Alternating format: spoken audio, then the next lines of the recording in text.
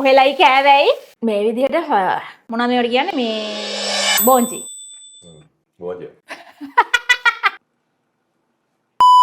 මේ බබා gym scene එකේ ඉන්න කැලරි කවුන්ට් කරලා කරන කට්ටියට තමයි මේ වීඩියෝ එක. ගිය පාර වීඩියෝ එකට කමෙන්ට් දාලා තිබුණා මම හදන රෙසිපියේ ඉන්ග්‍රීඩියන්ට්ස් හරියට කියන්නේ නැහැ කියලා. මට ඒක ලොකු චෝදනාවක්. අද කියනවා මේකම විතරයි කියන්නේ බලාගෙන ඉන්න මේ පැය ගන්නත් තිස්සේ. මේ තියෙනවා හතු හරිද? මේකේ බටන් මෂ්රූම් එක ගන්න පුළුවන් නම් හොඳයි. හැබැයි බටන් මෂ්රූම් එක ගන්න මට සල්ලි නැහැ. ඒ හින්දා මම මේ ගත්ත මේ දීග හතු එක අර ඔයිස්ටර් මෂ්රූම් කියන්නේ. ඊට පස්සේ මෙතන තියෙනවා චිකන් බ්‍රෙස්ට්. බ්‍රෙස්ට් එක හෙල්දි විදිහට කන්න කැමති නැත්නම් ඔයා කුකුලේ ඕන කෑල්ලක් ගන්න. ඒතකොට මේ තියෙනවා මොනවද මේවට කියන්නේ මේ බෝන්චි තියෙනවා. බෝන්චි අර එහෙම කරලා නූල ඇරලා ඊට පස්සේ එහෙම කපලා හොදලා කරලා තියෙන්නේ. ඒවත් පෙන්වන්න බෑ මට මෙතන වෙලාව නැහැ. ඉතින් ඒ ඔක්කොම කරලා තියෙනවා. ඊට පස්සේ අල දෙනවා මේ. අල සුද්ධ කරගෙන වතුරට දාලා තම්ම ගන්න ලෑස්තිලා තමයි තියෙන්නේ. මේක ඔයාලට ස්ටීම් කරගන්න පුළුවන්. එහෙම නැත්නම් මේ වතුරට දාලා තම්ම ගන්න පුළුවන්. කැමති විදිහක් වතුරට දාලා තැම්බුවා කියලා ප්‍රශ්නයක් නැහැ. කොහොමද අල ටික තම්මගෙන මෑෂ් පොටේටෝස් කරගන්න තියෙන්නේ. ඊට අමතරව පාන් පිටි ඕන වෙනවා. ෆ්‍රෙෂ් මිල්ක් ඕන වෙනවා. පාන් පිටි අදිනවා. අල එක තම්ම ගන්නවා මම එහා පැත්තේ ලිපේ. මොකද මෙතන ඉඩමදි. අපි ඉස්සෙල්ලාම ඔලිව් ඔයිල් පොඩ්ඩක් දාගන්නවා මේ විදිහට.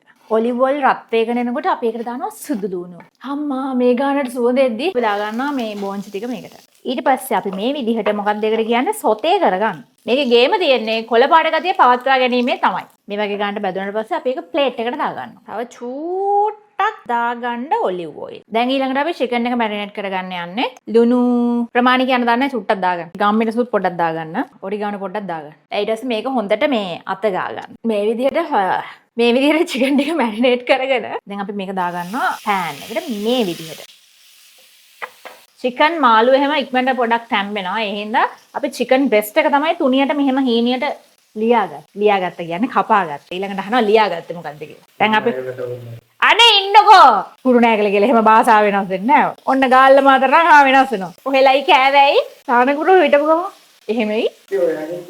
මම කොහොමද මං එහෙමයි කියනවද?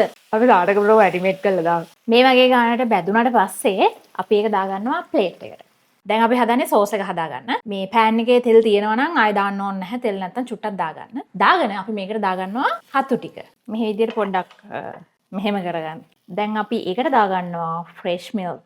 සෝස් එක තික් වෙන්න පාන් පිටි තේ හැන්දක් වගේ දාගන්නවා. ලුණු කුඩු තේ හැන්දක්, ගම්මිරිස් කුඩු ස්වල්පයක්. ඒකටත් අපි ඔරිගානෝ ඇබින්දක් දානවා.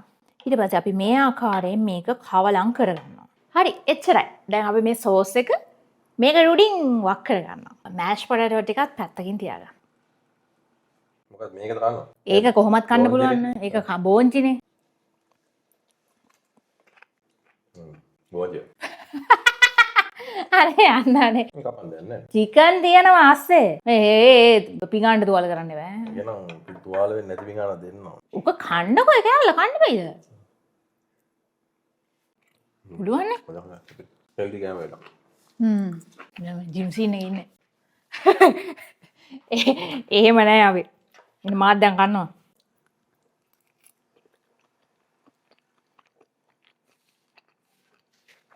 හොඳයි. අපේ අලයකට එහෙම ලුණු දැම්මේ නෑ. මේකට ලුණු දැම්මේ නෑ. සෝස් එකට විතර ලුණු දැම්මේ. එහෙම දාලා කන්න. හරි.